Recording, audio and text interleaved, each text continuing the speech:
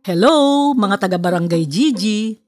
Bago tayo dumako sa episode 3, gusto naming i-announce na mula ngayon, Red Paul na ang pangalan ng channel na dating Pedro Pecyan.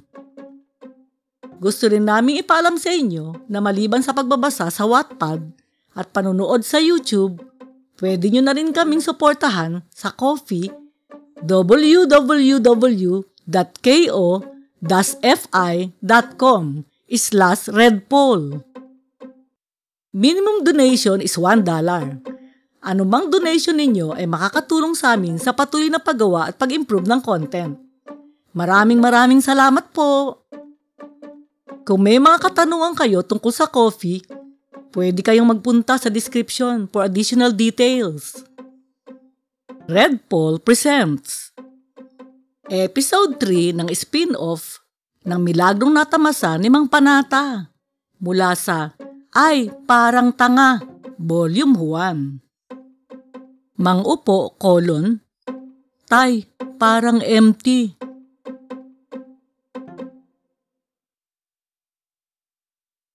Ano? Parang professional to.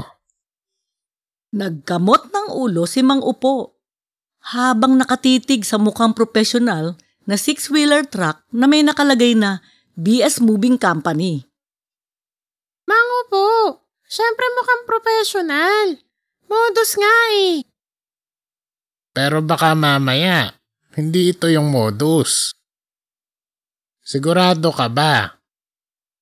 Pumalatak si Ano. Oo nga. Yan yung logo ng truck na pinangakot ng gamit nyo kanina. Hindi pa rin komportable si Mang Upo. Ano? Tingnan mo tong plate number.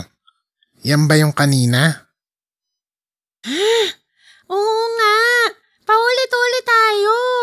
Yan nga yun. Buisit na nagkamot ng ulo si Ano. Gusto ko lang kasing makasiguro na ito nga yung truck. Mang Upo. Yan talaga yun. Ayan yung mga kumag oh.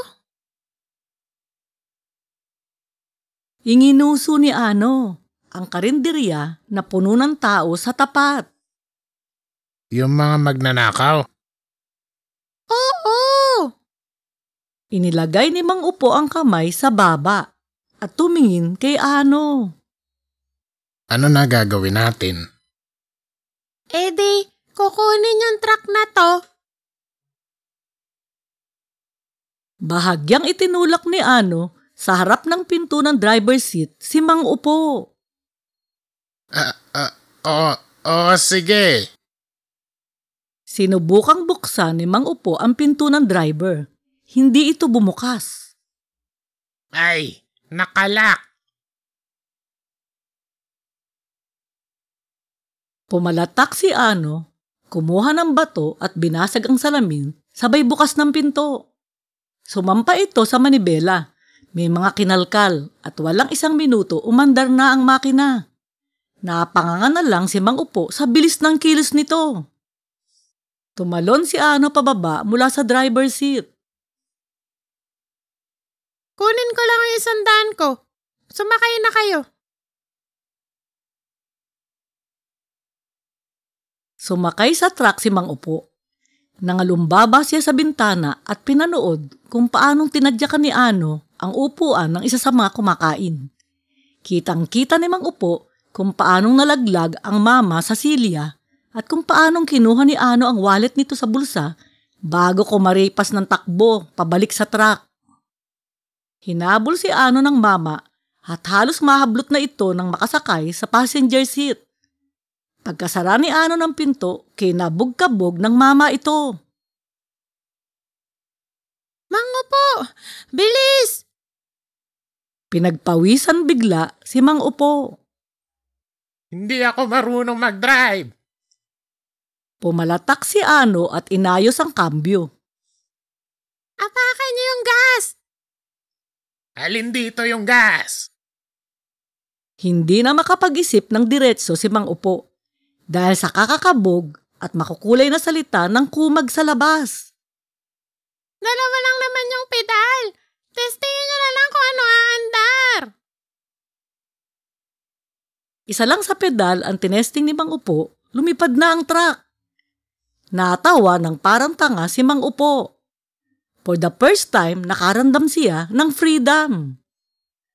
Hindi pa sila nakakalayo, ibinalibag na ni Ano ang wallet ng kumag palabas ng bintana. Tapos inilabas nito ang ulo at sumigaw. Kinuha ko lang yung 100 ko. Sa susunod, tumupad ka sa usapan. Napangiti si Mang Upo sa narinig. Grabe! Ang tanda na, hindi pa rin marunong tumupad sa usapan. Naghalukip-kip si Ano nang matanaw ang mukha ni Mang Upo. Uy, Mang Upo, ano na naman ngingiti-ngiti nyo? Natutuwa lang ako. Tama ako. May moral compass ka talaga. Moral compass? Ayan na naman kayo. Nakalimutan nyo na ba na naubos gamit nyo dahil sa akin? Sinabi ko lang naman yon. Kasi binalik mo pa rin yung wallet. Kahit niloko ka nila. Siyempre di ko kukunin yun. Hindi naman yun ang usapan. Lalong napangiti si Mang Upo. Umirap si Ano at tumingin na lang sa labas ng bintana. Hindi mo pa nga pala nasasabi kung ano ang totoong pangalan mo. Ano? Ano ba pangalan mo? Hindi nilingon ni Ano si Mang Upo. Di na mahalaga yun. Ano na lang tawag niyo sa akin? Nalungkot si Mang Upo at natahimik ang dalawa na mga ilang segundo. Ano? Salamat nga pala. Ha? Napalingon si Ano kay Mang Upo. Kasi tama ka kanina.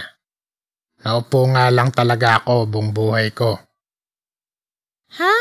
Ano kayo? Yung karakter sa... Ano nga ba yun? Yung inimbentong istorya kailan lang?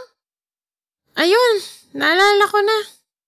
Mang Upo pangalan nun kasi lagi yung nakaupo. Teka, tayo ba yun? Oo, ako yun. Napakanga si Ano ng ilang segundo bago nakasagot. Ang lala nyo nga. Kaya nga nagpapasalamat ako sa'yo. Napailing na lang si Ano. Buong buhay ko kasi. Walang nagsabi sa akin ng sinabi mo. Kailang ni Junjun ang kumausap sa akin ng diretso. Kumunot ang noo ni Ano. Nagpapasalamat kayo sa akin kasi pinagbintangan ko kayong naupo buong buhay nyo? Kasi kung hindi mo sinabi yon, baka hanggang sa gumowing ako, naupo na lang ako sa sopa. Napanganga ulit si Ano. Kumunot ang noo at napailing. Alam mo, kanina, nung naiyak ako sa sinabi mo, hindi ko akalain na matutuwa ako ngayon. Biruin mo, nakuha ko yung truck na pinangkuha nila ng mga gamit ko. Tapos, ako pa mismo ngayon ang nagdadrive para maiuwi mga gamit ko. Tumawa ng parang sira si Mang Upo. Feeling superhero ako ng sarili ko. Ngayon lang ako nakaramdam ng ganito. Bago makasagot si Ano, biglang may sumirena ng pagkalakas-lakas sa likod nila. Napaigtad si Mang Upo at biglang nainitan. Ay, napakaingay naman. Ano ba yon? Inilabas ni Ano ang ulo sa bintana at sumilip sa likod. May 5 kotse ng pulis sa likod! Ha?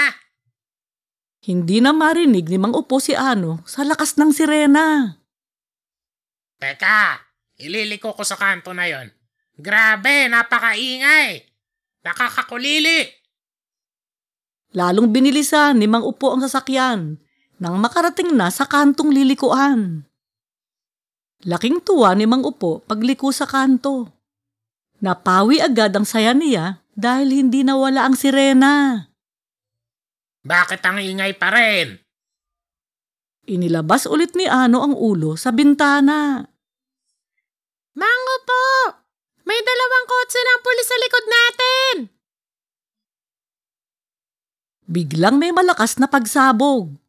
Sumadsad ang truck nila dahil na-spike ang gulong nito. At ang mukha ni Mang Upo at Ano ay halos tumapal na sa windshield. Pulis! Baba! Sabi ng isa sa mga pulis, naka-megaphone. Tumawa ng parang tangang excited na 5-year-old si Mang Upo. Ano? Ano na ba nangyari sa atin na to? Parang nasa action movie tayo. Napanganga si Ano kay Mang Upo at pumalatak. Mang Upo naman! Hinuhuli na tayo ng pulis sa tawa-tawa pa kayo. Okay lang yan. Paano naging okay? Mang Upo, napapalibutan na tayo ng pulis. Nakatutok na mga baril nila sa atin. Ha? Lumingon si Mang Upo sa harap ng truck at side mirror. Tama si Ano. Huwag kang mag-alala. Bababa ako. Papaliwanag ko kung ano nangyari. Baba! Kinabog ng pulis ang pinto ng driver. Nanlaki ang mga mata ni Ano at nag-umpisang magdrama. Mr. Police, tulungan niyo ako.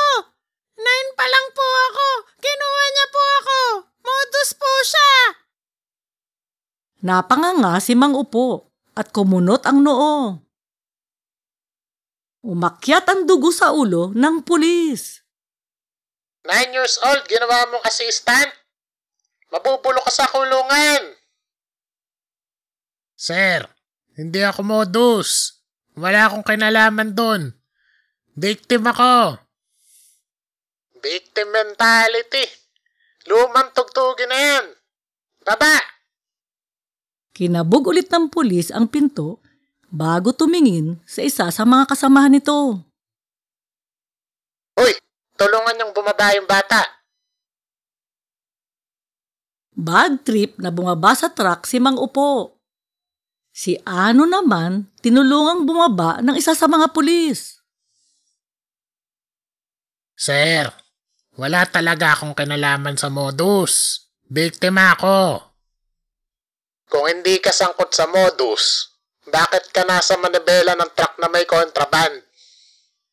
Kumunot ang noo ni Mang Upo. Kontraband? Sir, gamit ko yung nasa likod ng truck. Oh, narinig niyo yun ha?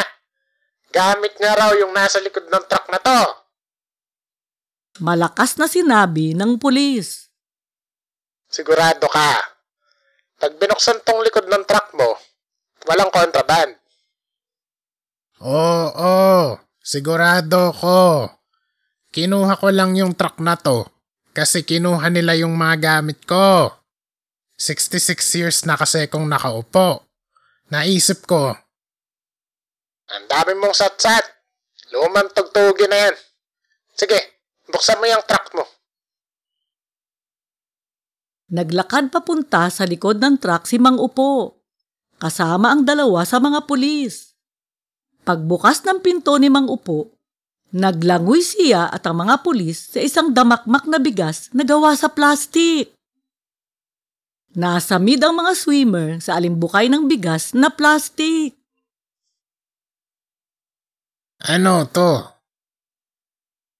Napalakas na tanong ni Mang Upo sa sarili niya. Bigas na gawa sa plastic. Sa presinto ka na magpaliwanag. Pinusasan ng pulis ng parang tanga lang si Mang Upo. Pinagkaguluhan ng mga reporter si Mang Upo. Pero hindi hinayaan ng mga pulis na ma-interview ito. Habang naglalakad papunta sa kotse ng pulis, nag-aladyun-dyun si Mang Upo sa kapapaliwanag sa pulis na wala siyang kinalaman sa peking bigas. Gaya ni Junjun, nasarahan din siya ng pinto ng kotse at naging muffled ang explanation niya. Walang nakapansin na pumuslit na si Ano at wala ring nakapansin na nasundan ito ng independent journalist na si May Samyo. Makalipas ang kalahating oras, nakaupo sina Junjun at Mang Upo sa interrogation room. Katatapos lang ikwento ni Junjun kay Mang Upo kung paano siyang naaresto dahil kay Ano, nang pumasok sina Ma'am na pulis at Matt. Matt, kilala mo ako. Kilala mo si Junjun. Kilala mo si Tai. Wala kaming kinalaman sa peking bigas. Nagbuntong hininga si Matt, sabay upo sa tapat ni Mang Upo at Junjun. Mang Upo, Junjun, kilala niyo na ako. Ito si Detective Guppy. Bahagyang nagtaas ng kamay si Detective Guppy bago na upo sa tabi ni Matt. May mga katanungan kami sa inyo. Pero, bago tayo magumpisa, gusto nyo ba ng lawyer? Lawyer? Hindi na. Hindi naman namin kailangan. Hindi kami guilty. Nagtanong sina Matt at Detective Guppy hanggang sa makontento sa impormasyon. Matt, Detective Guppy, pwede na ba kaming umuwi ni Junjun? Tanong ni Mang Upo feeling tired. Mang Upo, hindi maganda ang lagay nyo. Mainit ang mata ng lahat sa inyo. Alam nating lahat kung gaano karami ang nabiktima ng fake rice. Halos 1 taon na yan. Pero wala nga kaming kinalaman doon, Matt. Nilinaw na namin na wala kaming kinalaman doon at hindi namin kilalang gumawa nun. Kanina pa tayo nag-uusap. Ba't nyo kami i-detain? Iritadong singit ni Junjun. Junjun, kahit na naniniwala ako sa inyo, wala akong magagawa. Wala pang petsa kung kailan ang hearing, pero nagsampa na ng kaso yung prosecutor. Kayo ang prime suspect sa smuggling ng fake rice at kidnappings.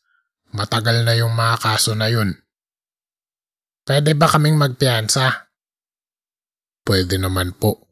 Kaso nga lang po, Mang Upo, frozen lahat ng assets nyo hanggang hindi natatapos ang kaso.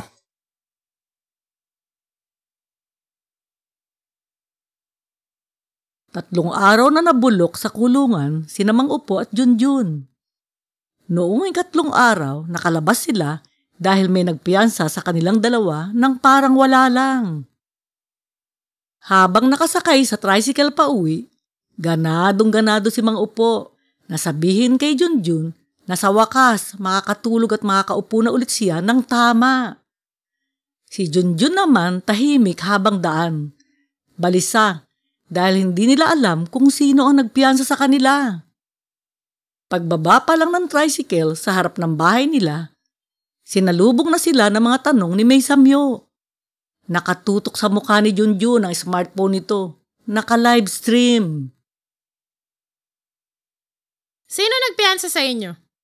Paano kayong nakalabas? Huwag niyong sabihin kayo nagbayad dahil alam na ng buong bansa na wala na kayong pera. No comment. Sabi ni Junjun bago iabot sa driver ng tricycle ang kabuto-butong 20 sa bulsa niya.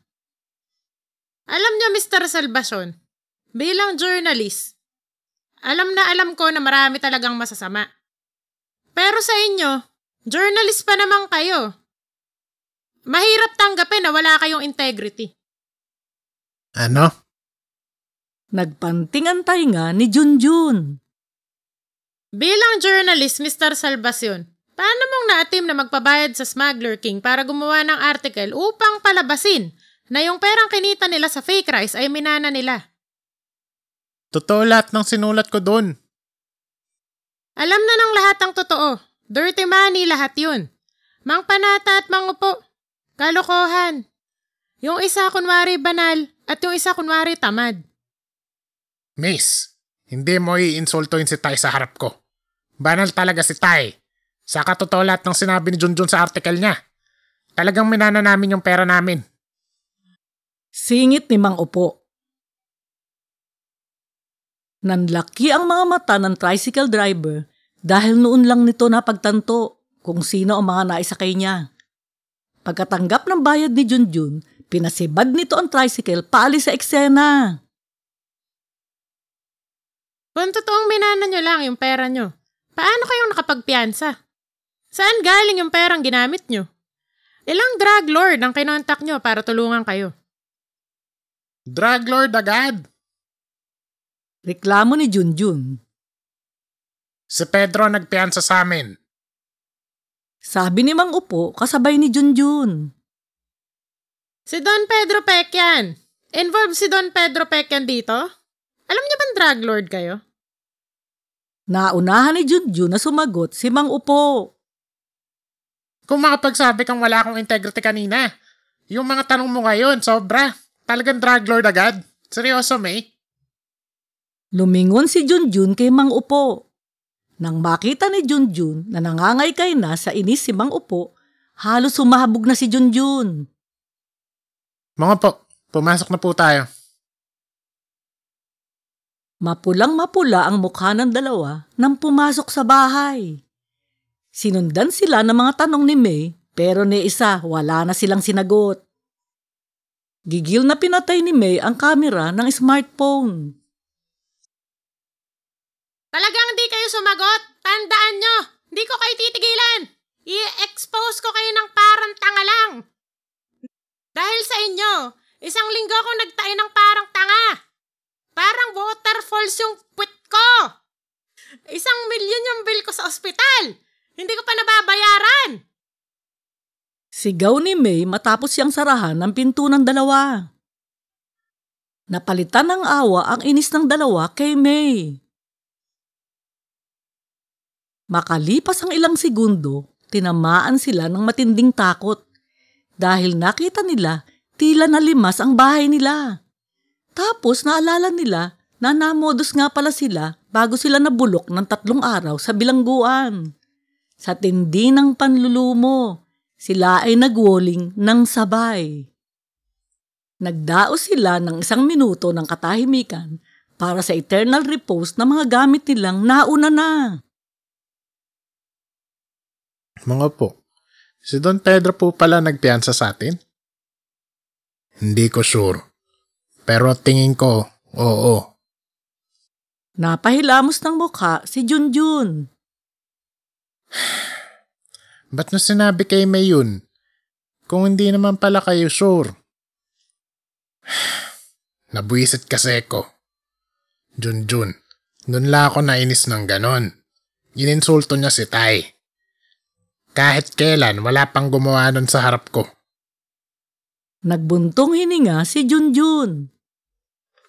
Sa susunod, Mang Upo, wag na lang kayong sumagot kay May o sa kahit sinong reporter. Baka po lalo tayo magmukhang masama.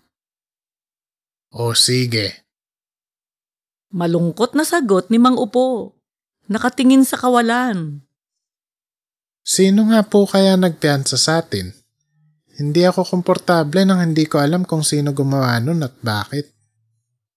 Bakit naman? Mang Upo, 2 milyon ang total ng piyansa nating dalawa.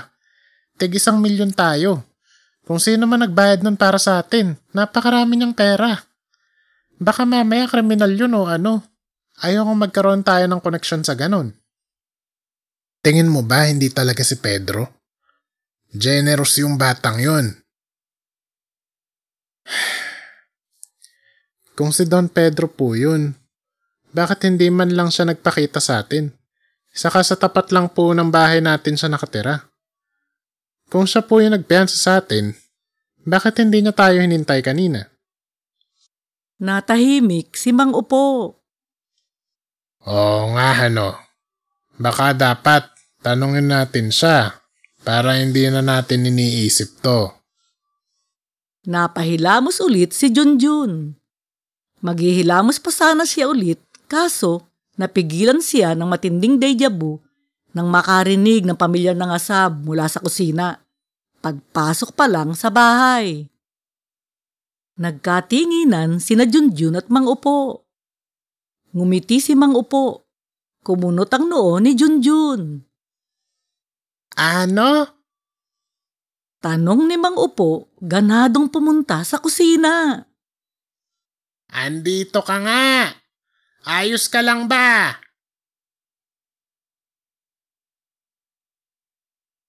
Lumalim ang kunot ng noo ni Junjun at mabilis na mabilis sumunod kay Mang Upo. Dinatnan niyang kumakain ng biko si Ano sa gitna ng walang lamang kusina. Relax na relax ito. Parang hindi nagpakulong ng 2 tao. Oh, ang tagal nyo. Kain? Ay, wala na pala. Nagpakyut ng parang tanga si Ano. Gumana ng parang tanga ang style ni Ano kay Mang Upo. Kay Junjun, nagsilbi itong panggatong sa nag-aapoy na ulo.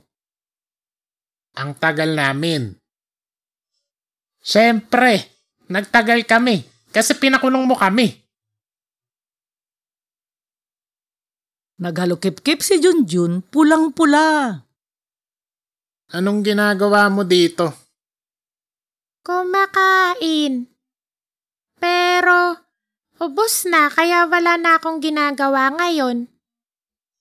Lalong nagpakyut si Ano. Lalong nairita si Junjun. Hindi nagagana yung style mo.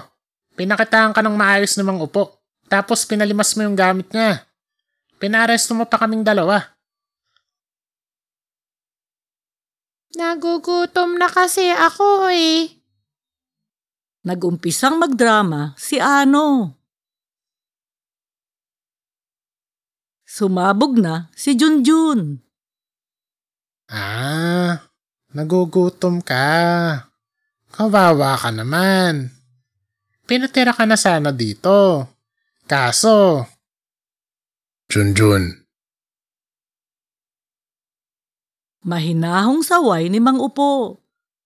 Umiling ng bahagya kay Junjun bago lumingon kay Ano. Ano? Nag-uusap lang kami ni Junjun sandali sa salas, ha? Okay po.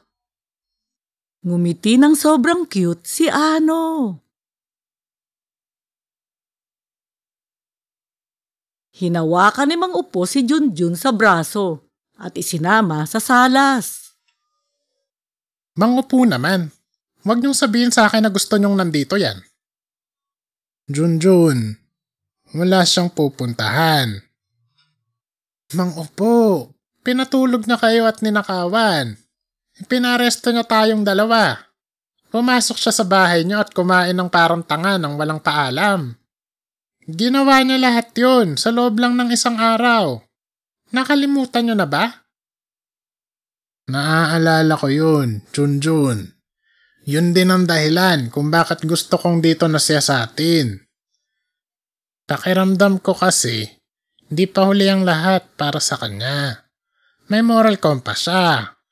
Ang kailangan lang patuloy na may gumabay sa kanya para hindi siya maligaw ng landas. Kumunot ang noo ni Junjun sabay halukip-kip.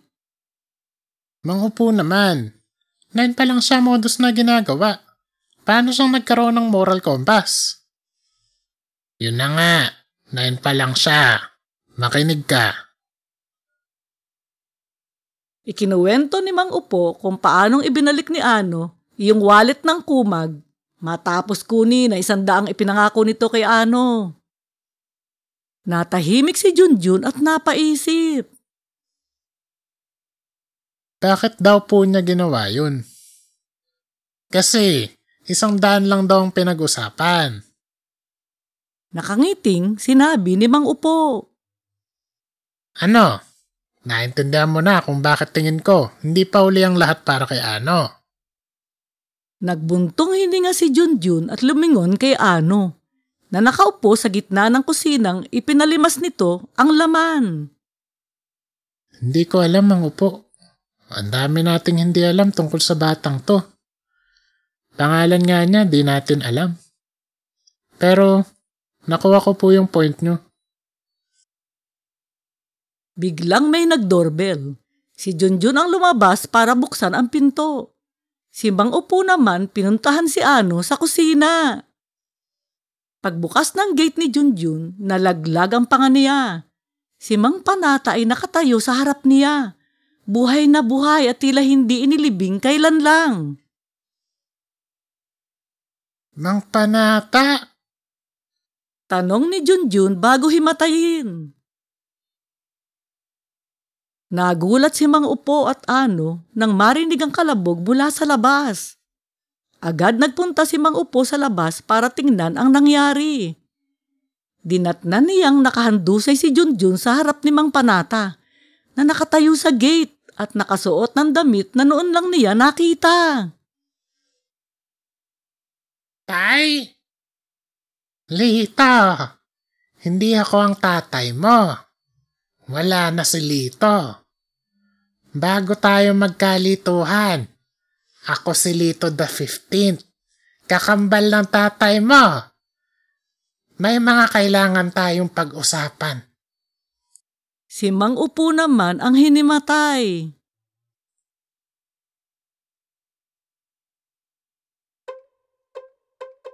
Maraming salamat po sa inyong panunood at pakikinig. Kung nagustuhan niyo ang istoryang ito, please like, comment, share, and subscribe. Pwede rin po kayong mag-donate sa Ko-fi. www.ko-fi.com/redpaul. Marami pong thank you po. Kita-kita tayo sa susunod na episode.